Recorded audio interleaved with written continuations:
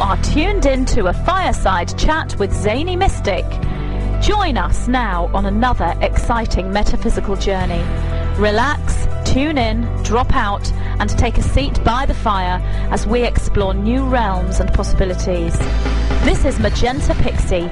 You can find me at magentapixie.weebly.com. But now, here is Zany Mystic and guest. Enjoy the show. Greetings, everyone, and welcome to a Fireside Chat with Zany Mystic. I'm your host, Lance White. Tonight, today, and tomorrow, and yesterday, my guest is Josephine Sellers.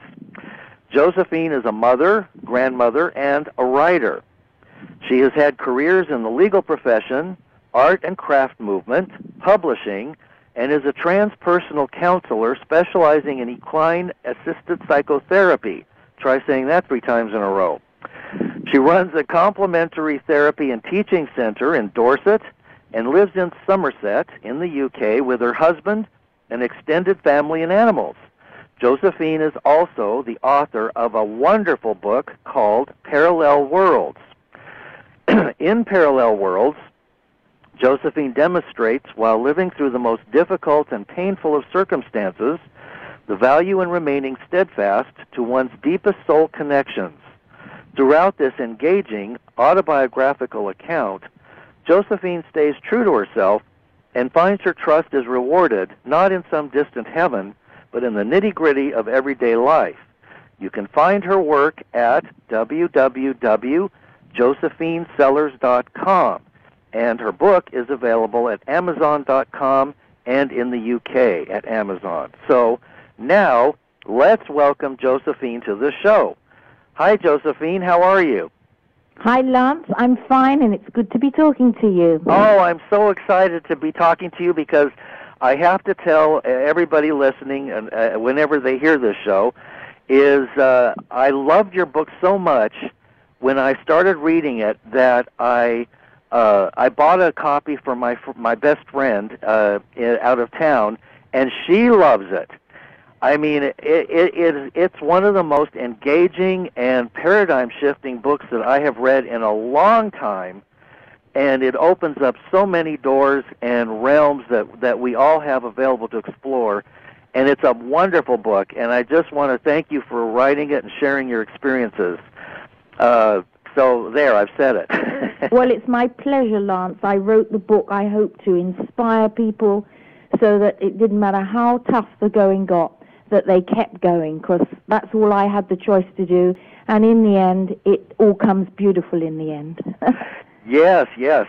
Well, now, you were very sharp and very clever to document every step of your psychic journey and your various journeys with precision. So maybe you could share a little bit of background since the listeners don't really know what we're talking about. When did this all begin? Well, I'd had an unusual childhood. I could see what I used to call a yesterday's person by my side. He was an old-fashioned clerical man. I'd been able to see healing energies, lights coming to me as a child because I'd been offered absent healing, and the lights used to frighten me as a child until I grew older and my parents explained what was going on. So that's when it all started, but the big stuff started when I was about 19 years old. I started to get very powerful past life recall, and I went to live in an ancient thatched cottage in Dorset, and it was an old power site we found out many years down the line, site of an old stone circle, so there was a lot of psychic phenomena manifesting there, a lot of psychic communication, and I realized that things were so unusual I needed to start logging, and that was about 40 years ago. So I just kept logging really for the benefit of my family and extended family, to say, look, something's very unusual happening. I'm leading a normal life. I'm raising the children. I've got lots of animals. I'm running my own business, but there's another realm happening at the same time. So we were in parallel worlds then. Wow, wow. And your journey gets increasingly more interesting as you start to connect to other psychics and your own psychic abilities. When did that begin? And tell us a little bit more about that. Well, the cleric who I'd seen in childhood eventually started to communicate when I was in that cottage in Dorset through a trance medium, saying, you know, you've forgotten all about me, but I was there, and you lost your connection in a way. I'd lost my connection because I really wanted to be the same as the other kids at school and everybody else. I felt a bit unusual, and I had a lot of guilt around it, religious guilt. Should I be doing this or not? But eventually I did learn to communicate myself with this cleric, and I went on to find he'd been my tutor 400 years prior in Dorset, and he told me all about the site we were living on that went back to the cottage site I was living on that went back to the year 3000 BC, setting up as stone circles, and he documented my life as one of 13 children on a big country estate in Dorset some 400 years prior as well. Where I'd been one of 13 children, and my husband, who I'm married to now, had been my brother in those days, and we went on to find several family members back after 400 years, all living together in Dorset and all working in exploration of possibilities. So that was a really big synchronicity. I was very frightened to communicate with him in the early days, but I learned to communicate through automatic writing, really, and he gave me a re-education. He really reminded me of all that I had forgotten, all the gifts that we all have, that in our culture and our upbringing in the Western culture in these days are not really enhanced in us, and it's very easy to lose connection. But I did make that connection, and what a wonderful experience that was. Like ecstasy and love being poured at me, and I was on my way from then onwards, and the world just opened up after that. The universes woke up after that for me. Wow. But it was a hard life. Yes. We had a lot of material struggle through recessions, a lot of trouble with the banking system, as everyone's having now. Yeah. It was we were running our own business, and it was really a journey of growth through adversity and reaching to the other realms for help when the going got tough. Wow. Now, a psychic told you that you'd find a cottage with a certain view, and you'd recognize it if you saw that view. You did find that cottage, and several more cottages after that. I kept reading your book, and it was like, my God, how many times are they going to have to go through this? Yes. But that first cottage was such a thrill to read about. Do you want to talk about that a little bit? You ended up digging up the whole grounds there, too, didn't you? It was a beautiful cottage. We were told about it, that we would find it. When I was told, I was in my mid-20s, and I thought, oh, well, that's for much later on in life when we retire, but it obviously wasn't. I saw a cottage. We wanted to move into the country. I saw the cottage advertised. I thought, I'm not going there. I don't want to buy what I've been told I'm going to have. I had a lot of resistance in the early days to being given predictions and following them through. Something about me didn't like that. So I tried to resist, but hands grabbed me at the back, really, and said, you will go and see that cottage. And it was to the dot on the eye of the description I'd been given through a trance medium about 4 years prior. And it was very beautiful, but it had a strange energy. It pulled us in our solar plexus when we left it.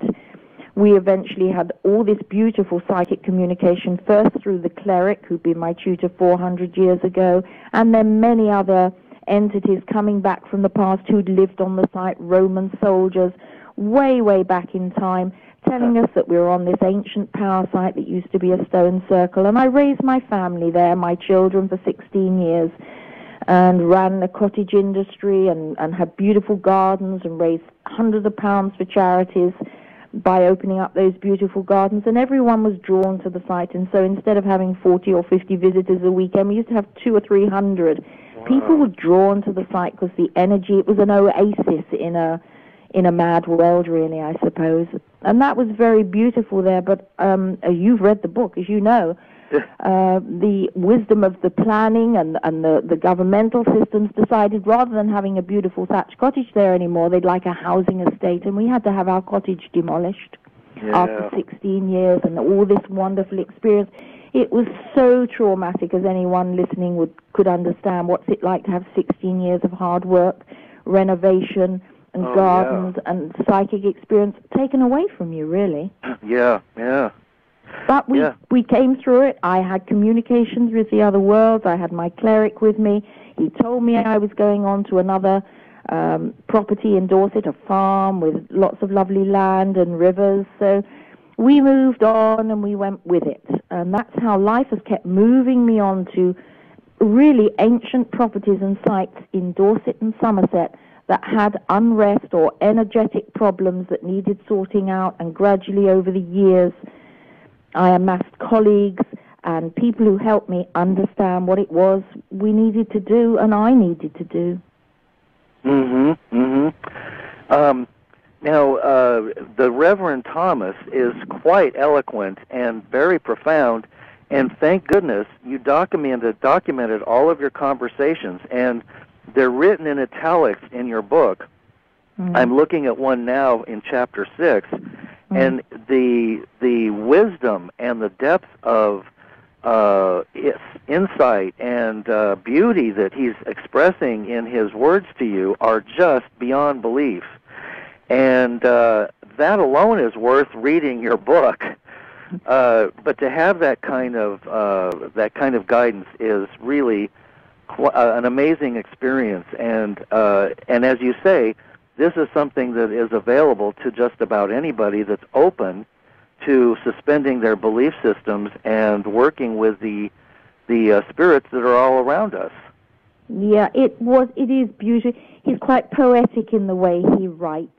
Oh, yeah. And I learned so much. When I took those down all those years ago, I don't know, 45 years ago, 40 years ago, you know, I took them down, but it didn't mean that much to me. I mean, I know they were beautiful, and there was some huge wisdom, but, you know, it wasn't until many, many years later, after I'd had a lot of experience and adventures on all these sites, some of them pretty black and dark, that I went into transpersonal studies under a doctor of psychology and a shaman, training to become a counselor and a psychotherapist. And it was as I understood psychology through the transpersonal realms of Carl Jung and Roberto Assagioli that I realized the wisdom I'd been given by this cleric all those years prior was so profound. And when I went to write my dissertations, I quoted him in them. And that was just a magical experience. I'd been given the information all those years prior, and I brought it into my studies, and that enabled me to help my way through to get my qualifications to go out and work transpersonally with my clients. Wow. You have just had a difficult but magical journey, and the way that you've been guided to these, I guess they would be called sacred sites. Now, are those cottages that you've had? Seems like they've been on PowerPoints. That there are certain areas on the earth that are either sacred or they're around ley lines, and they seem to draw a certain or kind of energy to them. And of course, your job has been in part to go to those places, like you said, and release the spirits that are there and the energies, and then move on. What are some of the experiences that you had subsequent to your first cottage? Well, the cottage site was actually a beautiful site. Being a stone circle, it was a profound energy site. Because of the energy, I think it allowed us to see through the layers of the ether and to perceive other worlds. My children... Hello? Hello? Really, the rest of the sites tended to be... Okay. The rest of the sites tended to be of a much darker nature that needed cleansing. And now some of the sites that you've moved to have been darker sites, as you said. How did you communicate with the spirits of those places? Well, that was going on the darker sites was a very traumatic and a very difficult circumstance to go through. But had I not had the initiation with William Thomas and the understanding, I don't think I would have survived them. Or maybe I wouldn't even have seen them. I don't know. But I went to an ancient Somerset farmhouse that eventually we came to understand had been the site of a Civil War massacre. And we lived there for 18 months. When we went to see the farmhouse, it was all beautifully redecorated, all magnolia throughout, wonderful views set on a Somerset hill. But on the second day, I stood on the second landing, and I just felt myself as a young Puritan lady, really thin, and I had angst in me, and I really didn't want to be there. And what happened on that site was it continually manifested its distress. It was haunted, you could say. There were hammering on the door, footsteps on the staircases. The whole family, again, we were living with the extended family because we run family businesses, and it was a good site to run the business from. But it was hell to be in, and it caused a lot of disturbance among the family as well, as we came to terms with it and went out and sought help. And eventually, the biggest transformation on that site of that Somerset farmhouse happened on the day of the funeral of Princess Diana. Oh, my goodness. Where we sat down to watch just my husband and I were at the farm that day, and we sat down to watch it, and suddenly by the window by the front door, I saw this huge, well, I didn't realize he was a cavalier with a big black hat, but I knew I didn't want to look in his eyes. And eventually, I saw all the plaster peel off the farmhouse and walls, and I was back to the stone, and I saw all the soldiers down on the ground with muskets pointed, and I realized there was something pretty horrific going on. And I heard the hammering on the door, which we'd heard all the years we'd been there, all the weeks we'd been there, because we were only there for 18 months. And I looked into the eyes of this great big cavalier with his great white plume, and he handed this piece of paper to me. And what followed was a massacre for hiding a rogue preacher, really. And I just got down and did the work. I'd watched psychic rescue mediums work over the years, and I just did all that I'd watched others do to bring peace and to forgiveness and to elevate those spirits from that site that were causing such trouble still. They got stuck in their trauma.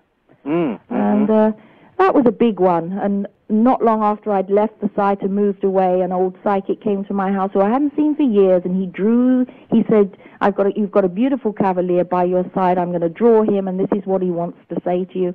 And he came back to me and thanked me for sending him on his way. Amazing evidence for me, because that's what I need, evidence to come back to prove that, it's not a figment of my imagination. Absolutely, and you have beautiful drawings inside the book, too, which are quite charming. I mean, the whole book is just a wonderful, magical ride. You mentioned Diana, and I just want to kind of take a moment here while we're chatting to ask if you sensed anything about Diana or her death at the time that happened.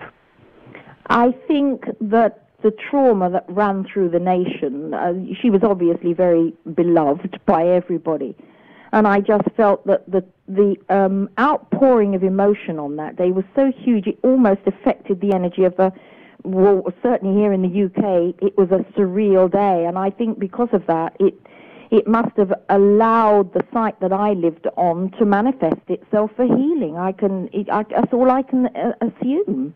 Wow. She was unusual. Yes. And yes. she's left her mark. And she's absolutely. still remembered very fondly by us all. She's much loved, isn't she?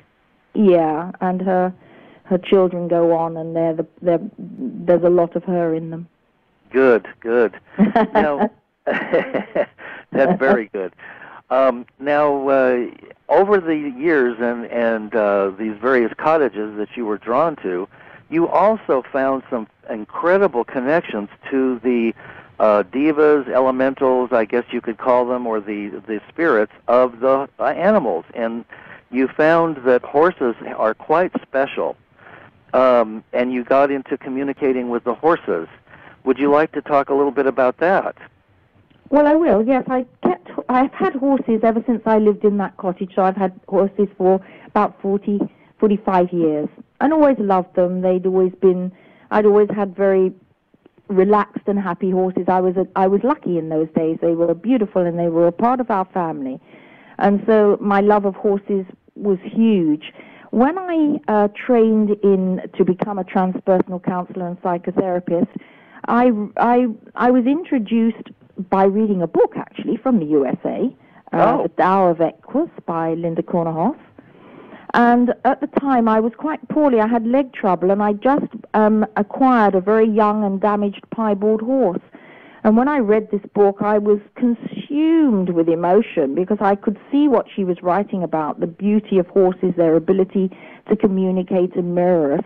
And here was I, not well at the time, and I had a sick horse, and we were mirroring each other. And I thought, there's something so magical. I've always loved horses, and I'm trained in transpersonal psychology. I work in psychosynthesis, and we use creative applications, be it drama therapy, music therapy, journaling. And I realized that I could use my horses to work alongside me. And I went out on the internet to research, and I realized I could come out to the USA and spend £10,000 and get trained, but I didn't have the money. And a colleague of mine said, well, she worked in the addictions field, and she said, well, we're all going to train down in Gloucester in the UK, and the trainers are coming over from the USA, and you can come and train with us. And I got trained up in equine-assisted psychotherapy, and I then went on to fuse it into a very transpersonal psycho-spiritual mode of working with my horses, and I invited them to be my co-therapists, and they work alongside me. I now have 4 horses I work with, and they've done a lot of good work with children and families and with adults. And what can I say about horses? They are able to intuit what's going on for us behind the mask that we often put up as a front to survive in life. Oh. They see into our beauty and our soul, and they also see our pain.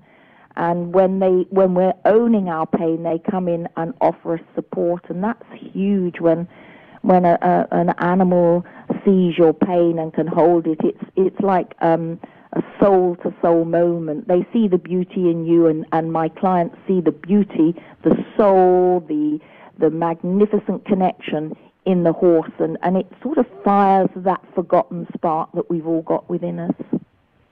Wow, that's wonderful. Where I live in the country, there is a neighboring pasture that has several horses there, and when I walk my dog, I make it a point of trying to go up to the fence and pull some of the green grass from this side of the fence to feed them, because they eat it down to the nub. And they're vegetarians, of course, which I find very interesting. They don't eat meat, and yet look at how strong they are. And so I've started talking to them and trying to communicate, and I think I'm being successful. I'm being as authentic as I can be, and they're just so peaceful and so loving, you know, as is all nature. Yes. So I think we're really in for some lessons here during this time. Yeah, I do feel that it's probably only going to be by turning our way back to the natural world. Yes. We were once natural ourselves, but we've become so commercialized and so changed to the original concept that we sort of have lost our way somewhat. And I think, for me, certainly horses help to show me the way back. Any animal helps to show me the way back. But the natural world, to get out in the wilderness, the environment, the woods, look at the sky at night, it just reminds you that you're a part of something far more than the little boxes we live in and the shell of our body. Oh, absolutely, absolutely. Now, during your various communications with the Reverend and with others who followed, and in your work with the therapy that you do, have you learned anything that would point to these times that we're in now as being a significant transformational point or turning point for humanity? Yes, I have. I mean, when I first communicated with the Reverend William Thomas, one of his first writings, 20, 30, whatever years ago it was, told us that we were going to go into such amazing times that he said, it will excite you beyond all belief. And I didn't realize he was meant all those years on, up now, 2012. But, yes, for sure, it's as though everything is accelerating, and the information that comes to me is that we need to remember who we really are. We need to work on our psychology. We need to get out of all these false senses of self, these defense mechanisms, to get authentic and to get real and to get communicating back from the other worlds to this world, because we're part of the other worlds. We've come down here at this time to help this process of evolution, really, for humanity. and this planet. Mm-hmm.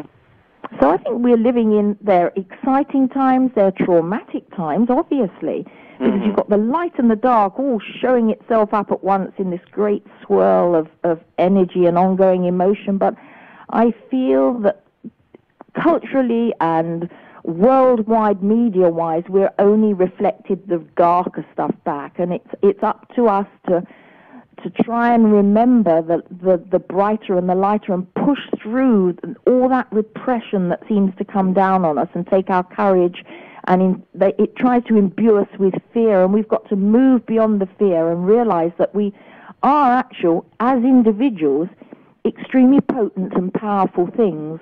And if we can line ourselves up and get our thought processes projecting out to better things, that's an energy in itself that brings the light towards us. So it's something that each and every one of us can do. We're all a part of it. Absolutely.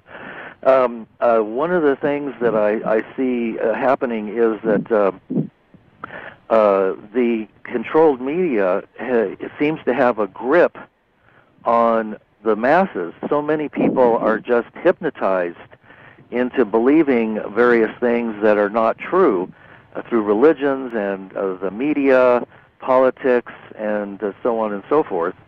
And it seems that all we can do is work on ourselves individually and then come together as spirits and beings of like mind, and hope that and intend that this grip that the illusion has on people is loosened somewhat, so that we actually can recognize our sovereign ability and our connection to light and to the higher realms. Do you see that happening there? Yes, I where do. You are? Absolutely, and this is why we're talking across the Atlantic today, isn't it, Aunt Lois? Yes, you know that. I know that here, and there are countless others around the world that know it, and we need to keep communicating through the magic of the web and the internet. I suppose that is giving us an ability to reach out much further and to touch all those souls. And we need to find a way to try and help our fellow man to just maybe not try to pay so much attention to all the drab media stuff that comes towards us, and to find themselves again. Yes. And we've got amnesia, and the media gives us amnesia, and it continually feeds us and keeps us shut down, and we just need to wake up. And ever since I was young, in my 20s, I've always had this desire to stand up on the cash out in the supermarkets and the malls and say to everyone, wake up. I've always had this feeling. Don't give up. You see all this angst amongst couples, old couples bickering, mothers shouting at their children, and you think, oh, for God's sake, there's hope out there. You can get beyond all these patterns of behavior. Yeah. You can find who you really want, why you're together this time. Maybe you've come back to learn something. So let's stop fighting and let's understand why we're together and what we've done in the past that maybe we're trying to resolve. It's a complex hologram we're living in. We're just not given. We're just fed restricted dogma through religion. Yeah. Yes, and it does seem that those control structures will have to be broken down for people to be able to think for themselves and make their own connections to their higher source and higher self. One of the people I admire a lot who seems to be doing tireless work in this direction is from your country, David Icke. Oh, yes. I do know him quite well. He's a wonderful soul. I've read most of his books, and he's just marvelous. Well, many years ago, when I wrote my first book, The Return, I did write the story to do with the cottage originally in its entirety, just there, because I thought that's the end, nothing else will happen. That was amazing. I was very inhibited in those days and didn't like to speak much, and my researcher used to speak for me, and we went to the ballroom of a grand country house one day, and my researcher told my story, and I hid at the back of the ballroom, pretending I wasn't there, and in the front row of the audience that night was David Icke, and he was still in TV as a sports reporter in those days. Uh-huh. And at the end, my researcher invited me to come up from the back and say, well, this is Josephine. She hadn't got the courage to tell her story then. And David Icke came up to me and he said, oh, I'm so fascinated in what you're about because I am beginning to have strange things in my life. And ever since then, you know, that's how I got to know him. And I wrote another book a few years later, and he wrote all down the back of it for me. So I do know David. Oh, how nice. He's a system buster. Absolutely. You know, I love systems busters, and years ago He's more courageous than me. Oh, well, yes, I don't want to be up on a stage, but we're doing our part to bust systems where we are, sitting in our chairs talking on these electronic tin cans, you know. Yeah, we've put our heads over the parapet. Right. You know, he's indirectly connected with the Montague Keen Foundation, which I have a great amount of respect and admiration for as well. Okay. They do quite a bit of psychical research, and that's a wonderful source of information as well. And we have a mutual friend through Barbara Hand Clow, whose work I admire greatly. So all of these things, you know, intertwine. Yeah. And, you know, at some point, these interconnecting light grids are starting to make themselves known. And, it's becoming a smaller world here on the planet. I think so, too. And I think we see the systems crumbling out there. Well, we certainly see them around the world. You know, we see corruption being uncovered, and suddenly people are becoming quite cynical. I think people hear the news and they think, oh, yes, tell me another one, you know. I think we're becoming cynical about what we're being given, and that disempowers it, doesn't it? Once you start laughing at the trash you're being fed, it loses its power. Right. And once you don't buy into the fear and you realize that most of the things that make us afraid are simply events that have been created by various elements within our own governments and in connection with other governments that are just trying to give us a good scare.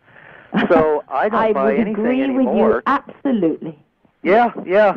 I mean, even down to the weather events that cause tsunamis and nuclear holocausts and oil spills and the rest of it, these things are all contrived by various black groups' operations. And, you know, they have a hand in all of it. And if you keep tracing the threads back, they all seem to point in the same direction. So the best thing, as I can see, to do is to laugh at it and just recognize that I'm not buying into it. I'm not going to be frightened, because that is an energy that is that's fed off of. Just as the energy of worship is fed off of, we're like filet mignon for those who tap into this energy that we give them, and we're so predictable that they press a button here and we got a good one. We got 60 million people are terrified now. Let's have lunch. That's a delicious lunch for us today. I would absolutely agree with you, Lance. The reason I put my book out was that when you talk to some parts of the population, as you're talking now, they actually shut down and can't cope with it. Yes. And I decided that I would write my book and keep it on a certain level of so that there was actually no mention of those levels of what's going on in it. Exactly. Because I wanted to get people courageous in their own space, that they could then look at those possibly darker things that they've got to work their way through. Yes.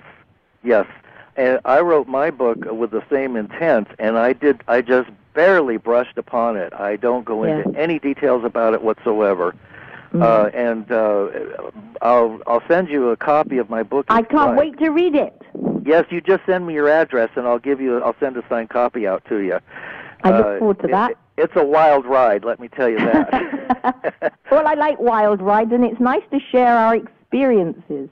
But that's what it is. And, I think what we're doing is we are setting we're an example for others who have had these experiences, so that we all get to realize, one, we're not unique, two, we're not alone. And those experiences that so many people have had that are psychic or empathic or, even E.T. Related, are real. Yes.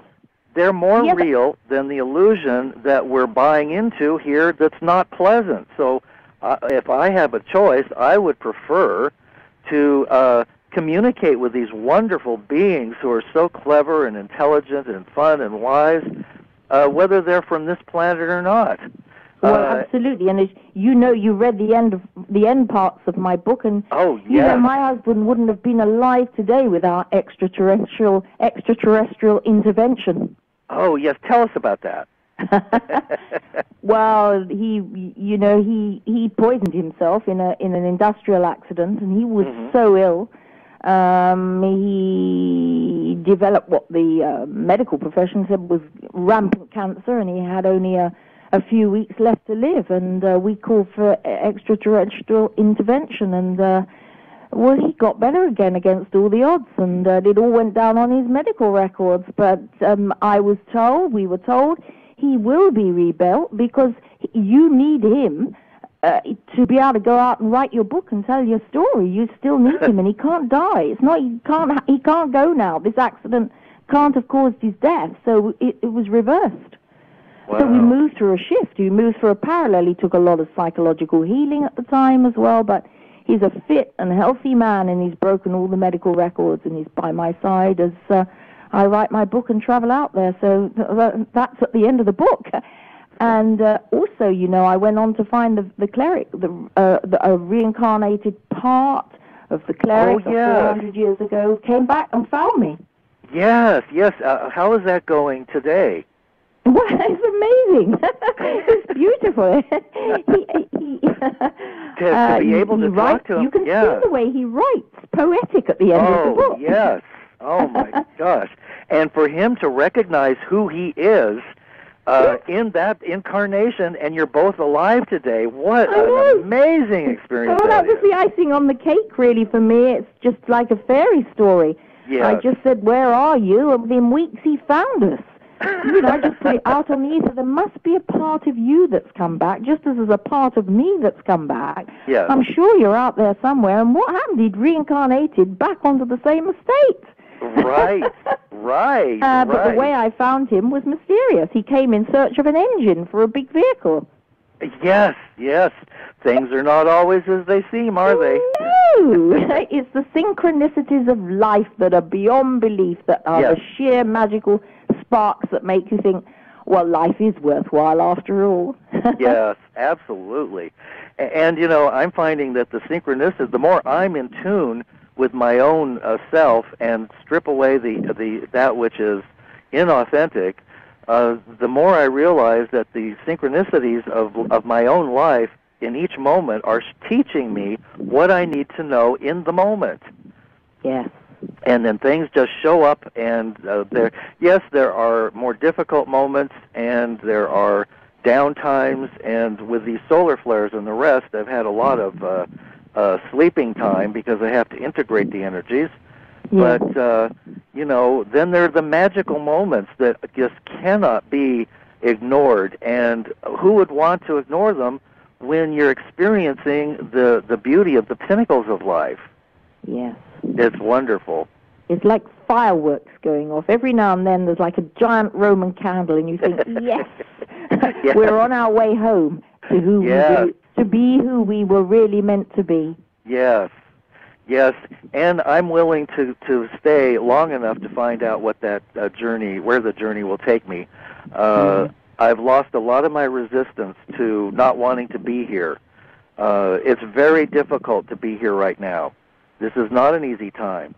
But fortunately, people such as yourself have done the horrendous task of cultivating not only your own inner life and your spiritual connection to all that is, to spirits that are here, and to the ETs, and to to Gaia, the elementals, and the fairies.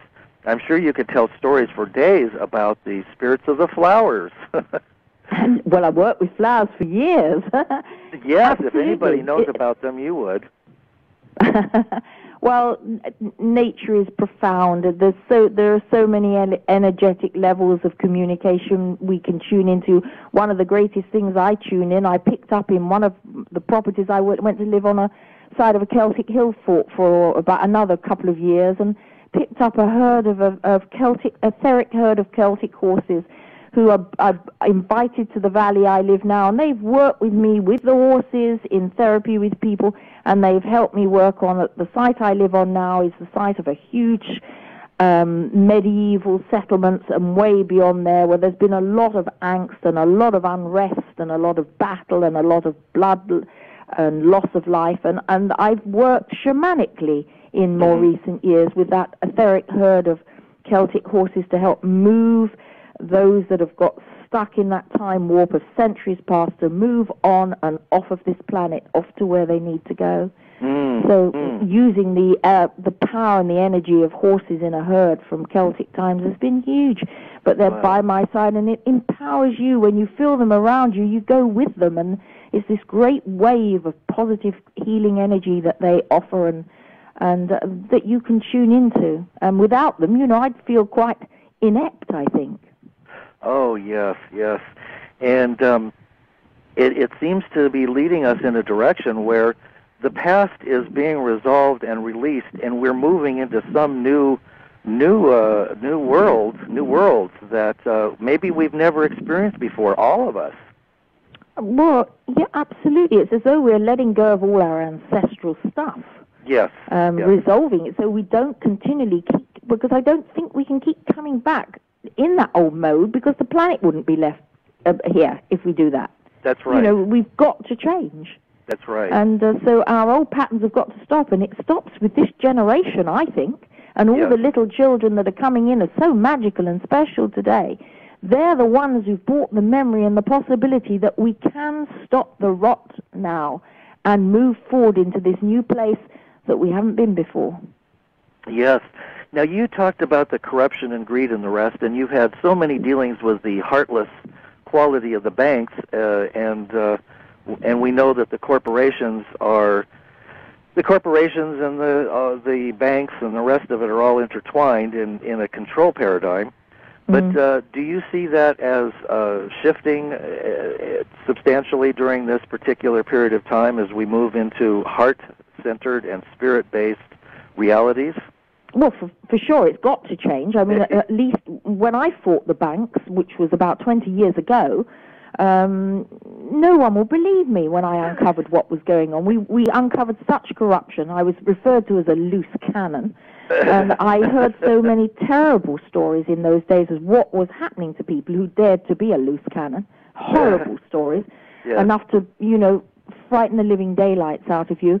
Things I said to people, they wouldn't believe me. But now, look, people reading it today would say, well, yes, we know it goes on now. So once we get awareness of something, we get power over it. But we're aware of corruption now, aren't we? It's not just the one odd person on their own. We all know it stinks out there, basically. Right. And for that simple reason, it will begin to lose its grip. I feel sure it will. Yes. It has to. It really has to. Yes, there is no choice. There is no choice. If for those who choose to remain in a control paradigm that is in duality, and that includes the horrors of wars and the rest of it, well, I can't speak for anybody else, but I choose to be in a reality that doesn't contain those negative forces. Yeah. So it seems to be a matter of those of us who choose not to participate in anything that is of a lower vibration, and that frees us up to be creative and to explore and express ourselves in ways that maybe we've never done before. I'm 61, and I just feel like I'm being reborn. Well, I think that's what happens. I think once you do, it's as though you take your roots. I feel like I've had my roots taken out the ground, and that they've been put into not a flower pot, but they've just got a bag around them, and that sort of frees you up, that you can sort of come up out of it. And and just not give your thoughts to all that dross and power. Right. Just not give it power, because it's like a virus when it gets hold of you. Oh, yeah. And you've got to elevate it above it, and it's going to be people's choice whether they want to get their roots loose and come up through that veil and shift up a parallel or not. Yes. It's about personal choice, but it would be very nice if things that you write about and I write about encourage lots more people to loosen their roots in the old ways. Yep, absolutely. Absolutely. Loosen their roots and let their hair down. Or up, whatever, Just, so we're sort of in transition. We're in transit. We've loosened our roots into those old paradigms and systems. We've come up. We've seen through them. We've seen how wrong they are, how controlling they are, how dark and how fearful they are. And I've lived my life with my husband on the edge of a knife for 40-odd years, 45-odd years. It's scary at times because you lose, we've lost everything in recessions, we've been penniless, homeless, but we've survived together. We've kept the animals, and I've always known, something's always told me, it didn't matter how back it got, I would always be okay. And that's what we hopefully can all remember, that we will be okay if we're prepared to take the risk to move on. And it's hard to take risks, but it is only when you take the risks that a light and opening comes, really, I think. Absolutely. And one of the things that I get from your book and from just so much around me is that the fear of death needs to be brought up and looked at and released. Once you understand, as you do, from talking to the other side, that there is no death, that we are a continuum of spirit, and that we're far more vast than we can possibly know in these limited bodies, this bio-body bag, that once we realize that we're eternal and infinite, that there is no death, then it removes the fear of all of these earth changes that seem to be popping up in the perceptual screen of so many people. For instance, a lot of people are talking about the planetary alignments, and there's going to be a huge earthquake, and it's the end of the world, and blah blah blah. Well, we're still here, aren't we? Yeah, I see it. I see that purely as a metaphorical. Yes. Scenario. It's not the actuality. It's how it's been perceived. Our interpretation is off-key at times. Yes. Well, I see everything as a metaphor, including myself. I am a metaphor. So, what was one of the most profound things that you would like to share with us about your experiences over these many decades? Well, I think I'd like to go back to the point that you have just mentioned yourself about knowing you don't die. For me, as a young child, my parents were interested in healing, and they were also what you would term old-fashioned spiritualists. So they knew that there were spirits, and I suppose I was, in that respect, lucky in childhood that was nurtured. I knew that although my grandmother had died, she hadn't gone completely. So I suppose if you have good belief systems put in the early days, and your parents mirror a truth back to you, I was helped in that respect, and that was lucky. It allowed me to keep that connection alive.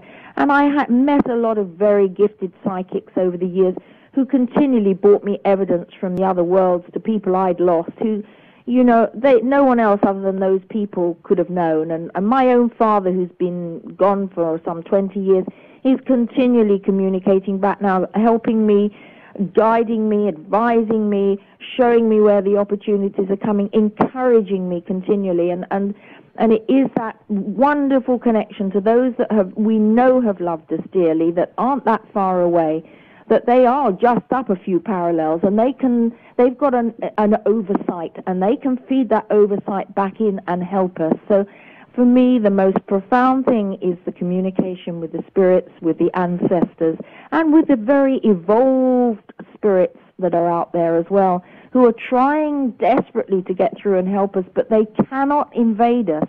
And we have to have the courage to say, I want help, and seek them. And I say to anyone, when you're in real trouble, just before you go to sleep at night, just say, I need help, I need guidance. And as we go into sleep and we lift out of our powerful conscious mind into the subconscious and the superconscious, we can make connection. And we might wake up the next day and not remember much about it, but we will feel that our energy and our spirit has been lifted, and we may just have a few more degrees of courage that day to move forward. So for me, the most profound thing is the ability to know, absolutely know without doubt, that you and I and we are not alone. Well, that is so beautifully said. I hope that people, when this hits the recording, that people play that part back, because it's just priceless information, and it's true. And that is what we need to focus on, is our own inner truth. And it's so interesting that when we come to this for ourselves, we see that our inner truth overlays or maps over others' inner truth, and you can't deny it. You just know certain things. It's an inner knowing. You don't have to go to the Encyclopedia Britannica or some ancient scripts or Gnostic Gospels to find out what's true, because you have access within yourself to all knowledge and all wisdom at all times. There's nothing missing. We have everything in us. Absolutely, and we can tap into just that. So true. Yeah. But it sometimes takes a lifetime to get to that state of knowing. And I was known as Doubting Thomas, but I have, anyone who reads my book will see how I've tested it continually. Tested it, doubted it, tested it. And I said, well, if you want me to believe that, you're going to have to prove it. So someone will come to me from 50 miles away and come in the room and say, hey, did you know this? And I say, yeah, I knew it yesterday. But I have to have evidence to give me the courage to keep on going. And it's very hard for people in the early days to get that knowing. But I say, don't ever give up. Keep reading, keep learning, keep listening to the radio. Go out and look for all the alternative stuff, and wait until you get that little resonance within you, and it says, well, that seems a lot more close to the truth than I was ever taught since I was a child, both academically, culturally, and religiously. So I'm going to go with what feels right instead of what I've been told. I know when I read things that resonate inside me, then that's the truth for me. Yeah. Oh, again, beautifully said. You are just such a wonderful guide and teacher for all of us. And I can't say enough how much I love your book and how you document things. So even the most skeptical people, because you were skeptical, and you have documented it to a T. So we all get to go on this journey with you in your book, Parallel Worlds, which is just an amazing read, and it's a paradigm-shifting book, because you actually shift our consciousness in the reading of the book, and that's something that is quite an accomplishment. Well, thank you, Lance. That's really beautiful of you to say that, but let me just say to everybody, when I speak, it's not just me that speak. It's not Josephine in this world today. When I go on the phone and I speak, I close my eyes and I trust they'll give me the words that will inspire, because when we go through this level and move up, I hope that I open the floodgates and take thousands with me, and that was the aim of writing that book. Wow. Well, we're almost to the end of the hour, and there's just enough time for you to tell us about what you're up to today, just briefly, and to share your websites with us and let people know how they can find you and how they can find your book. Well, as you've mentioned, I've got my own personal website, josephinesellers.com. Since Christmas, some colleagues of mine who work in media invited me to front a TV channel called the Awakening TV channel. And if you go on my website and push the button, you'll go through to the Awakening TV channel. And I'm bringing on all my friends and colleagues who've helped me over the years to be filmed and interviewed and share of their wisdom. And one of the first people I've brought on is a psychic medium called Janine Glynn. And Janine Glynn is a survival medium. She categorically is able to bring yesterday's people, your dead relatives, back to you, who will tell you they still have conscious awareness and are there. And Wow. That's how the program started, and then I've gone right through. I've got lots of great people working in therapy, psychology, or people who work in earth energies, and I'm going to bring them onto that channel, one new one every week, so there's Wow. lots of magical stuff to watch out there.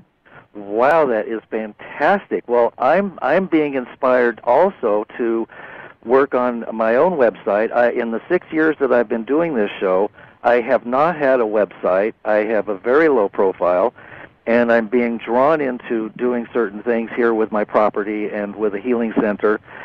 And I will have a link, a list of links that I find helpful, and you will definitely be on my list of links. And that creates a web of light for all of us, so that when we trust somebody and we like their information, we can just see, well, who do they like? And check out all the different things. And your show sounds fantastic. Well, that's the way to do it, Lance, isn't it? We all link up, and they bounce off of your site onto mine and onto countless others. And so we actually radiate all that knowledge out there, so it becomes so available. And people won't want to watch their TVs any longer, will they? They want to go out on the Internet and see what the others are talking about. Oh, yes. Well, the television is boring. My goodness. It is compared to this, isn't it? It is. This is really exciting stuff. And to know that there's so many people that are sharing this higher information in their own ways, and you can just go in so many directions and find it. Yeah, well, there's a certain amount of freedom, I suppose, today. At least we don't have our heads cut off for doing such things. We can't be burnt at the stake as heretics anymore. So we're above the parapet and quite safe to do it, and it's exciting. Yes, it is. It's a little safer today. So, they only kill scientists that are telling too much. So that this too shall pass, right? Well, Josephine, thank you so much for being on this show. This has been one of the most wonderful chats that I've had in a long time, and of course I love all my guests. I fall in love with each one, but you are especially have a place in my heart, and I can't recognize myself in the mirror. I can't recommend your book enough, Parallel Worlds. Oh, well, thank you, Lance. It's beautiful to speak to you, to have connected to you over the Internet in the last few weeks, and I want a copy of your book, Lance. You just send me your address, and I'll get one out this week. I will. And I have a friend in the meet one day. UK. Magenta Pixie is out there somewhere, and she's a dear friend, too. She channels a group called The Nine, and I'll say hello to her at the moment, too. So, Josephine, I look forward to Maybe your we'll all meet television one show. day, Lance. Thanks so much, Josephine. Thank you, Lance. Thank you for the interview. It was wonderful. Oh, it was wonderful. We'll stay in touch. Yeah, we will. All Bye, right. Lance. All right. Thank you. Bye. Bye-bye. You are tuned in to a Fireside Chat with Zany Mystic. Join us now on another exciting metaphysical journey. Relax, tune in, drop out, and take a seat by the fire as we explore new realms and possibilities. This is Magenta Pixie. You can find me at magentapixie.weebly.com. But now, here is Zany Mystic and guest. Enjoy the show. Greetings, everyone, and welcome to a Fireside Chat with Zany Mystic. I'm your host, Lance White. Tonight, today, and tomorrow, and yesterday, my guest is Josephine Sellers. Josephine is a mother, grandmother, and a writer. She has had careers in the legal profession, art and craft movement, publishing, and is a transpersonal counselor specializing in equine-assisted psychotherapy. Try saying that 3 times in a row. She runs a complementary therapy and teaching center in Dorset and lives in Somerset in the UK with her husband, an extended family, and animals. Josephine is also the author of a wonderful book called Parallel Worlds. In Parallel Worlds, Josephine demonstrates, while living through the most difficult and painful of circumstances, the value in remaining steadfast to one's deepest soul connections. Throughout this engaging autobiographical account, Josephine stays true to herself and finds her trust is rewarded not in some distant heaven, but in the nitty-gritty of everyday life. You can find her work at www.josephinesellers.com, and her book is available at Amazon.com and in the UK at Amazon. So now, let's welcome Josephine to the show. Hi, Josephine. How are you? Hi, Lance. I'm fine, and it's good to be talking to you. Oh, I'm so excited to be talking to you because I have to tell everybody listening, and whenever... Our site that used to be a stone circle, and I raised my family there, my children, for 16 years, and ran the cottage industry and had beautiful gardens and raised hundreds of pounds for charities by opening up those beautiful gardens, and everyone was drawn to the site. And so instead of having 40 or 50 visitors a weekend, we used to have 200 or 300. Wow. People were drawn to the site because the energy, it was an oasis in a mad world, really, I suppose. And that was very beautiful there, but you've read the book, as you know. The wisdom of the planning and the governmental systems decided rather than having a beautiful thatched cottage there anymore, they'd like a housing estate, and we had to have our cottage demolished after 16 years and all this wonderful experience. It was so traumatic, as anyone listening could understand. What's it like to have 16 years of hard work, renovation, and gardens and psychic experience taken away from you, really? Yeah. But we came through it. I had communications with the other worlds. I had my cleric with me.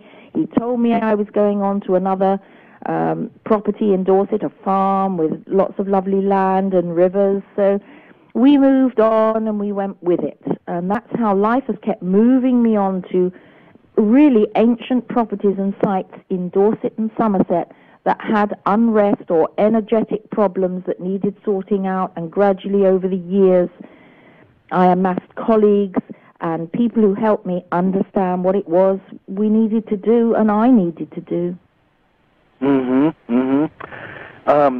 Now, the Reverend Thomas is quite eloquent and very profound, and thank goodness you documented all of your conversations, and they're written in italics in your book. I'm looking at one now in Chapter 6, and the wisdom and the depth of insight and beauty that he's expressing in his words to you are just beyond belief. Of my family and extended family, to say, look, something's very unusual happening. I'm leading a normal life. I'm raising the children. I've got lots of animals. I'm running my own business. But there's another realm happening at the same time. So we were in parallel worlds then. Wow. And your journey gets increasingly more interesting as you start to connect to other psychics and your own psychic abilities. When did that begin? And tell us a little bit more about that. Well, the cleric who I'd seen in childhood eventually started to communicate when I was in that cottage in Dorset, through a trance medium, saying, you know, you've forgotten all about me, but I was there, and you lost your connection in a way. I'd lost my connection because I really wanted to be the same as the other kids at school and everybody else. I felt a bit unusual, and I had a lot of guilt around it, religious guilt. Should I be doing this or not? But eventually I did learn to communicate myself with this cleric, and I went on to find he'd been my tutor 400 years prior in Dorset, and he told me all about the site we were living on that went back to the cottage site I was living on that went back to the year 3000 BC, setting up as stone circles. And he documented my life as one of 13 children on a big country estate in Dorset some 400 years prior as well, where I'd been one of 13 children, and my husband, who I'm married to now, had been my brother in those days. And we went on to find several family members back after 400 years, all living together in Dorset and all working in exploration of possibilities. So that was a really big synchronicity. I was very frightened to communicate with him in the early days, but I learned to communicate through automatic writing, really. And he gave me a re-education. He really reminded me of all that I had forgotten, all the gifts that we all have that in our culture and our upbringing in the Western culture in these days are not really enhanced in us, and it's very easy to lose connection. But I did make that connection, and what a wonderful experience that was. Like ecstasy and love being poured at me, and I was on my way from then onwards, and the world just opened up after that. The universes woke up after that for me. Wow. But it was a hard life. Yes. We had a lot of material struggle through recessions, a lot of trouble with the banking system, as everyone's having now. Yeah. It was we were running our own business, and it was really a journey of growth through adversity and reaching to the other realms for help when the going got tough. Wow. Now, the psychic told you that you'd find a cottage with a certain view, and you'd recognize it if you saw that view. You did find that cottage, and several more cottages after that. I kept reading your book, and it was like, my God, how many times are they going to have to go through this? Yes. But that first cottage was such a thrill to read about. Do you want to talk about that a little bit? You ended up digging up the whole grounds there, too, didn't you? It was a beautiful cottage. We were told about it, that we would find it. When I was told, I was in my mid-20s, and I thought, oh, well, that's for much later on in life when we retire, but it obviously wasn't. I saw a cottage. We wanted to move into the country. I saw the cottage advertised. I thought, I'm not going there. I don't want to buy what I've been told I'm going to have. I had a lot of resistance in the early days to being given predictions and following them through. Something about me didn't like that. So I tried to resist, but hands grabbed me at the back, really, and said, you will go and see that cottage. And it was to the dot on the eye of the description I'd been given through a trance medium about 4 years prior. Uh-huh. And it was very beautiful, but it had a strange energy. It pulled us in our solar plexus when we left it. We eventually had all this beautiful psychic communication, first through the cleric, who'd been my tutor 400 years ago, and then many other entities coming back from the past who'd lived on the site, Roman soldiers, way, way back in time, telling us that we were on this ancient... They hear this show, is I loved your book so much when I started reading it that I bought a copy for my best friend out of town, and she loves it. I mean, it's one of the most engaging and paradigm-shifting books that I have read in a long time, and it opens up so many doors and realms that we all have available to explore, and it's a wonderful book, and I just want to thank you for writing it and sharing your experiences. So there, I've said it. Well, it's my pleasure, Lance. I wrote the book, I hope to inspire people so that it didn't matter how tough the going got, that they kept going, because that's all I had the choice to do. And in the end, it all comes beautiful in the end. Yes, yes. Well, now, you were very sharp and very clever to document every step of your psychic journey and your various journeys with precision. So maybe you could share a little bit of background, since the listeners don't really know what we're talking about. When did this all begin? Well, I'd had an unusual childhood. I could see what I used to call a yesterday's person by my side. He was an old-fashioned clerical man. I'd been able to see healing energies, lights coming to me as a child because I'd been offered absent healing, and the lights used to frighten me as a child until I grew older and my parents explained what was going on. So that's when it all started, but the big stuff started when I was about 19 years old. I started to get very powerful past life recall, and I went to live in an ancient thatched cottage in Dorset, and it was an old power site we found out many years down the line, site of an old stone circle, so there was a lot of psychic phenomena manifesting there, a lot of psychic communication, and I realized that things were so unusual I needed to start logging, and that was about 40 years ago. So I just kept logging really for the benefit